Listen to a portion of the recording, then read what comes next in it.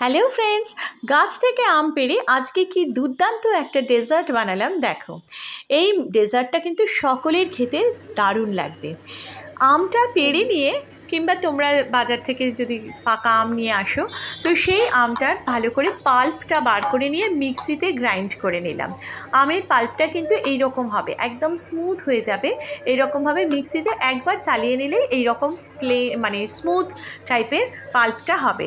আমের এই শাঁসটাকে কিন্তু এরকম স্মুথ করে নেবে। এরপর একটা বাটিতে আমি সামান্য, এটা হচ্ছে 1 টেবিল স্পুন মানে একটা বড় চামচ গোবিন্দভোগ চাল নিয়েছি। এই গোবিন্দভোগ চালটা আমি একটুখানি বেটে নেবো। সেটা কিন্তু বাটাটা একদম গুঁড়ো গুঁড়ো হবে না, মাঝামাঝি থাকবে, মানে ভাঙা ভাঙা হবে।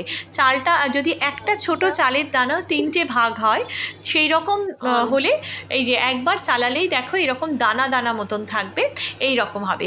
একদম চালের গুঁড়ো কিংবা চাল বাটা মিহি করে সেটা কিন্তু হবে না। এবার আমি বাটিতে দুধ দিচ্ছি। এই দুধটা আমি 1 লিটার দুধ দিয়েছি।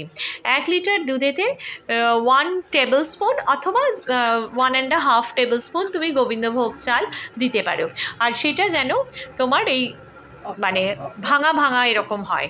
এবার এটা দিয়ে দুধটা ফুটছে যেই আমি চালটা দিয়ে দিলাম। দিয়ে চালটা এবার দুধের সাথে সেদ্ধ হবে। এটা সেদ্ধ হতে 10 মিনিট মতন সময় লাগে। আর দুধটাও ঘন হয়ে একদম ক্ষীরের মতন হয়ে যাবে, বেশ ঘন হবে। এটা কিন্তু খুব পাতলা পাতলা থাকবে না। হাতা আমি নাড়াচ্ছি, এটা দেখে বোঝার চেষ্টা করো যে ঘনত্বটা কীরকম হবে। এবার আমি চিনি দিয়ে দিলাম। 10 মিনিটের মধ্যে যেই এরকম হয়ে এসেছে তখন আমি 1 হাতা চিনি দিয়েছি। চিনি দেওয়ার পরে এবার নিভিয়ে দিয়েছি ফ্লেমটা। এবারে একটু ঠান্ডা হয়েছে, তারপর ওই আমের পাল্পটা আমি দিয়ে দিচ্ছি। এটা কিন্তু অবশ্যই মনে রেখো, খুব গরম ফুটন্ত অবস্থায় আমের পাল্প দেবে না, একটু ঠান্ডা হলে তারপর দেবে।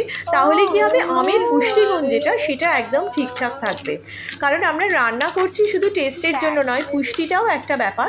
আর এটা খেতে খুবই পুষ্টিকর, মানে বাচ্চাদের জন্য তো ভীষণ ভালো, বড়দের তো দারুণ লাগবে খেতে। তো এবার এই আমের পাল্পটা দিয়ে আমি নাড়িয়ে নিলাম। নেওয়ার পর এবার বাটিতে দেব সেট করার জন্য। বাটিতে দিয়ে এটা ফ্রিজে রাখতে হবে। গার্নিশ করার জন্য আমি দিচ্ছি পেস্তা কুচি। পেস্তা কুচি দিতে পারো, কাজু বাদাম কুচি দিতে পারো, আরও যদি মনে হয় অন্য কোনো ড্রাই ফ্রুটস দেবে দিতে পারো। আমি যেমন এতে পেস্তা কুচি দিয়েছি কারণ আমের সাথে পেস্তাটা খুব ভালো যায়। এবার এইটা যেই হয়ে গেল, এরপরে আমি দিয়ে দেব এর ওপরে ছোট ছোট করে কুচি কুচি করে রাখা আম। এই যে দেখো আমি পেস্তা কুচি দিয়ে দিলাম। এবার আমি আমের টুকরো, ছোট ছোট পাকা আমের টুকরো এর ওপরে আমি দিয়ে দিচ্ছি। এইটা এবার ফ্রিজে রেখে ঘন্টাখানেক পরে ফ্রিজ থেকে বার করো। দেখো কি অসাধারণ খেতে লাগে। কেমন লেগেছে খেতে এটা আমাকে কমেন্ট করে জানাবে। আর আমাকে সাপোর্ট করো যাতে এরকম টেস্টি টেস্টি খাবার তোমাদের আরও আমি দিতে পারি। টাটা।